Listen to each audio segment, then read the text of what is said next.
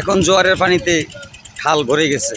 এই খালি বিভিন্ন নৌকা ট্রলার থাকে, যারা সাগরে নদীতে মাছ ধরতে যায়। মাছ ধরার পর এই খালেই প্রবেশ করে মাছগুলা ঘাটে বিক্রি করে। এই খালের নাম হলো সেন্টার খাল, রামগতি আলেকজান্ডার। আসসালামু আলাইকুম বন্ধুরা, কেমন আছেন? আশা করি আপনারা ভালোই আছেন। আপনাদের দোয়ায় আমিও ভালো আছি। বন্ধুরা, জেলে পল্লী, জেলে যারা নদীতে মাছ ধরে তাদের কি বলা হয়? জেলে। এরা কোন সম্প্রদায়ের মানুষ? কোন সম্প্রদায় সর্বপ্রথম সেই ব্রিটিশ আমল থেকেই নদী মাতৃক এলাকায় মাছ সংগ্রহ করতেছে, সেই সমস্ত আলোচনা নিয়ে আজ আমার দৃশ্যপট। তাহলে বন্ধুরা চলুন মূল আলোচনায় ফিরে যাওয়া যাক। আমার চ্যানেলে আপনাদেরকে স্বাগতম।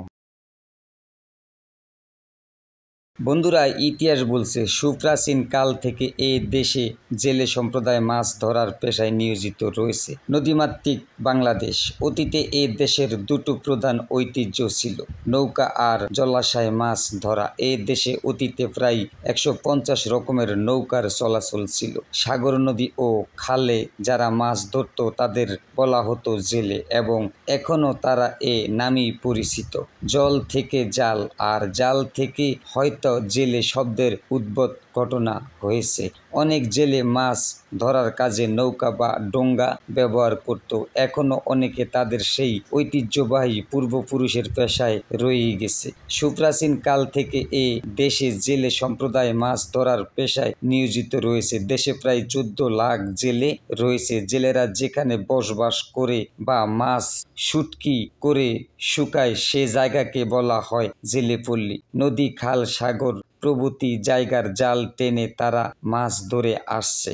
জেলেরা অতীতে তাদের পল্লীতে নানা ধরনের উৎসব করত, গঙ্গা পূজা দিত। এখন সেগুলো কমে গেছে, তবে শীতের শেষে কোনো কোনো অঞ্চলে মাছ ধরার বৈধ উৎসব এখনো রয়েই গেছে। জেলেরা মূলত হিন্দু সম্প্রদায়। 1872 সালে লিখিত ডব্লিউ হ্যান্টারের বর্ণনাতে সেকালে হিন্দুদের পাশাপাশি মুসলমান সম্প্রদায়ে জেলেরাও মাছ ধরত উপস্থিত দেখা যায়। সেকালে হিন্দু সম্প্রদায়ের মধ্যে আর মুসলমান সম্প্রদায়ের মধ্যে মিলেমিশে মাছ ধরত। তাতে কোনো ভেদাভেদ ছিল না এই দুই সম্প্রদায়ের ভিতরে। বর্তমানে মুসলমান সম্প্রদায়ের একটু বেশি মাছ ধরে। সেই দূর দূরান্ত নদীতে ছুটে চলে এই সমস্ত জেলেভাইরা।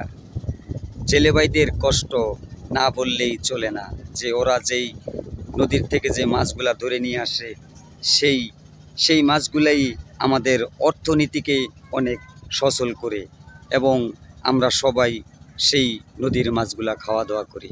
আসলে বন্ধুরা, জেলেভাইদের কষ্টের কোনো শেষ নাই। ওদের জীবনের কোনো মায়াও নাই। জীবনের তাগিদে বা সংসারের তাড়নায় ওরা সেই নদীতে ছুটে চলে, যেই নদীতে কোনো কুল কিনার নাই। এই নৌকাগুলা মাছ ধরার জন্য নদীতে যাইতেছে।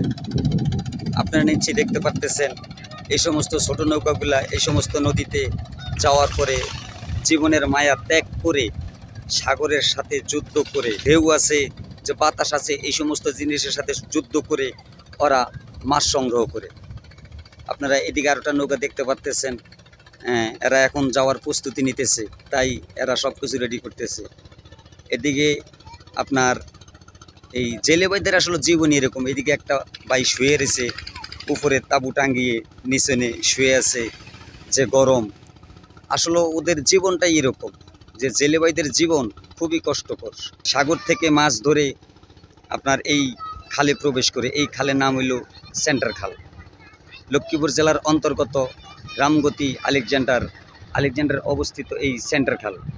এই সেন্টার খালেই এই নৌকাগুলা প্রবেশ করার পরে এইখানে একটি ঘাট আছে। এই ঘাটেই মাছগুলাকে বেচা কিনা করে। আপনারা স্পষ্ট নিশ্চয়ই দেখতে পারতেছেন যে জেলেভাইদের কি কষ্ট।